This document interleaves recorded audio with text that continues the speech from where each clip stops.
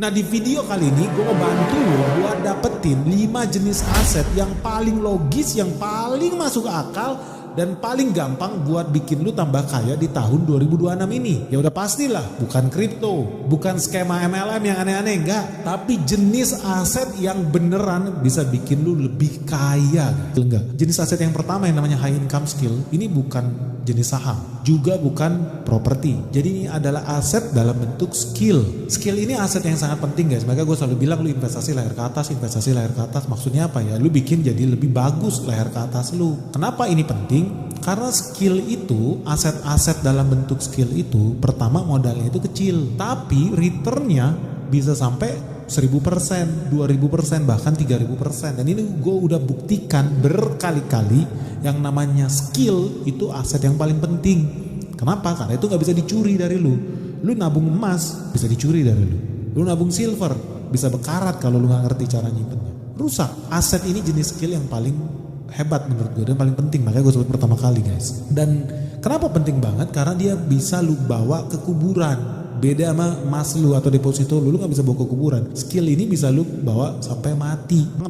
Yang pertama, skill berhubungan dengan pengolahan data processing. Skill yang berhubungan dengan AI, artificial intelligence. Skill yang berhubungan dengan SQL, Excel, Python kalau lu bisa coding, itu sebuah skill yang sangat-sangat berharga. Jadi skill ini pun gak bakal habis di lekang waktu. Penting nih buat teman-teman punya high income skill ini. Terus yang kedua apa? Skill jualan, sales, marketing, closing. Ini penting. Siapapun lu di dunia ini, kalau lu gak punya skill jualan, lu jangan bermimpi jadi orang kaya. Lu wajib punya sales skill. Tapi teman-teman kan waktu masih kuliah suka ditipu kan. Kalau ditanya udah lulus kerja mau jadi apa? Jadi sales. Malu kan lu. Lu bagian apa? Marketing. Malu kan lu. Wajar aja lu gak jadi kaya. Tapi orang-orang yang jadi orang kaya raya pasti punya skill sales. So buat teman-teman jangan takut upgrade, bahkan belajar skill sales itu gimana sih. Bahkan CEO perusahaan paling terkenal di dunia yang namanya Steve Jobs, Elon Musk, ya mereka juga belajar sales. Nah, skill yang ketiga